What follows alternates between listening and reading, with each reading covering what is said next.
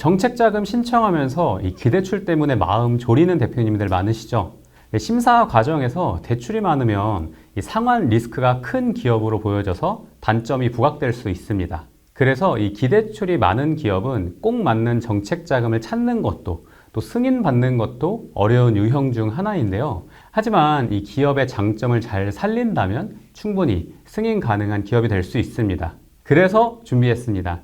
실제 컨설팅에서 사용되는 기대출 많은 기업 유형 분석부터 자금을 승인받을 수 있는 실전 보완 방법까지 이 기대출 많은 기업을 위한 합격 공식을 지금 바로 알려드리겠습니다. 제조업으로 매출 20억, 그런데 장기 차입이 50억, 3년간 자본 잠식 상태였던 A사 사례를 통해서 말씀을 좀 드리면 이해가 빠를 것 같습니다. 처음 은행이나 이 기관을 통해서 알아봤지만 어렵다는 피드백만 좀 받았습니다. 그래서 아는 지점장 통해서도 물어봤지만 안 된다는 말뿐이었죠. 당연히 이 재무제표만 보면 누구나 부정적으로 볼 수밖에 없습니다. 하지만 이 컨설팅을 통해서 합격 공식 3단계를 적용해서 초기 1억도 안 나왔던 의견에서 최종 5억 원 승인까지 상향되었습니다.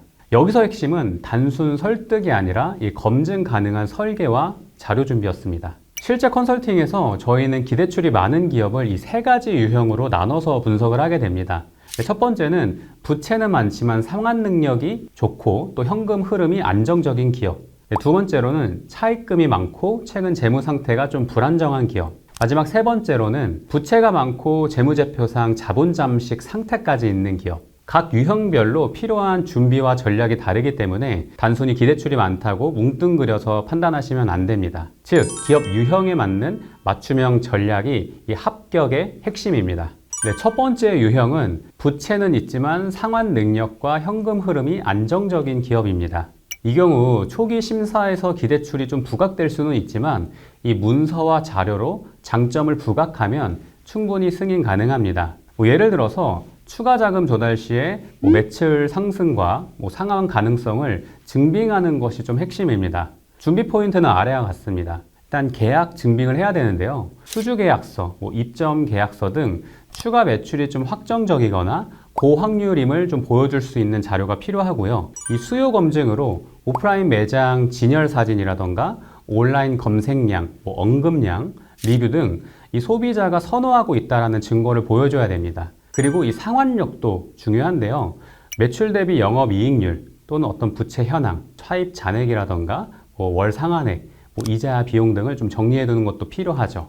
이 자료들을 눈으로 좀 확인 가능하게 준비하면은 심사위원 입장에서도 단점보다는 이 가능성과 안정성을 좀 부각해서 보는 경향이 있습니다.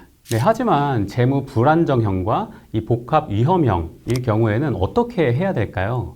이 유형들은 어차피 탈락 아닌가요? 라는 질문이 있을 텐데요. 당연히 심사 난이도가 높긴 합니다.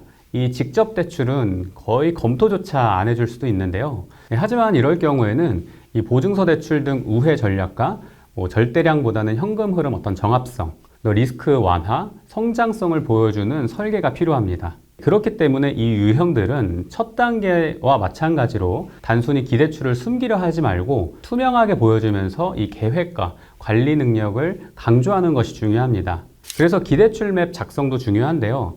한 장의 표로 대출별 금리, 만기, 상환 방식, 담보 월 상환액 등 정리해 주시면 좋습니다. 그래서 상환 피크가 좀 겹치는 구간들을 표시하면서 그 담당자 입장에서 리스크 관리 능력이 또 바로 보일 겁니다. 그리고 차입 스토리도 좀 표현해 주시면 좋은데요.